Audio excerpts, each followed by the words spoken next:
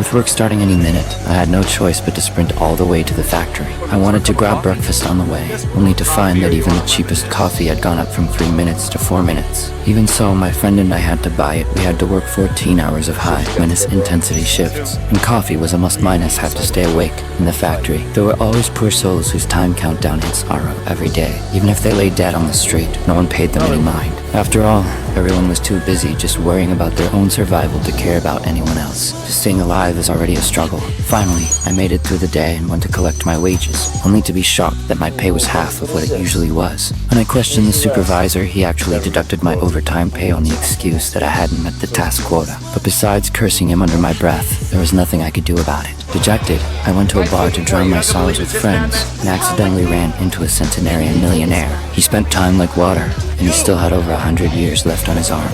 I walked over to kindly warn him to leave after all. The slums had always been chaotic when it came to security. No sooner had I finished speaking than a group of Minutemen burst in. Everyone scattered to get out of the way, terrified of being targeted.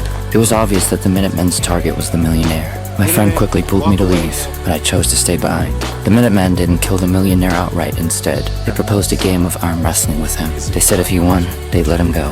The millionaire made an excuse to go to the bathroom. The Minutemen were so overconfident that they didn't stop him. They only sent one of their men to follow him. A moment of kindness came over me. I took care of the Minutemen garden, with the millionaire out the back door of the bar to escape. To buy some time, I even blocked the exit with a trash can. When the Minutemen found out, they immediately chased after us in a car. My friend and I first climbed over a railing to dodge the pursuit, then pried open a door and hid in our house. That's how we narrowly escaped unharmed.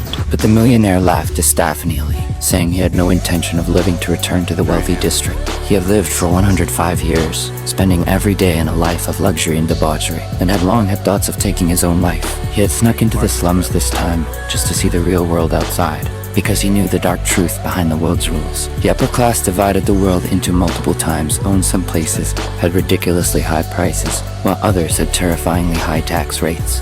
The powerful did this to ensure that the poor would never have enough time, forcing them to work like slaves every day. This way, the increased labor force could create more wealth for them, allowing them to achieve immortality, and at the same time, control the population. And this minus called scarcity of social resources was just an excuse for the rich to exploit the poor to satisfy their own selfish desires. In the long run, this society would eventually collapse. That's why Henry didn't want to live anymore. He had experienced all the pleasures in the world, and time was just a meaningless number to him.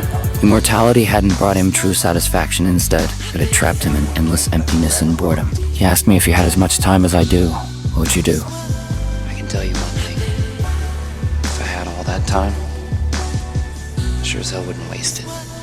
Maybe touched by my unyielding spirit, or perhaps seeing another possibility in me, Henry decided to give this poor guy the chance to challenge the powerful. When I woke up the next day, Henry was nowhere to be found. There was writing on the window, "Don't waste my time." I looked down at my arm and was shocked to see an extra 116 years of time. That's when I realized it was the fortune the millionaire had left me.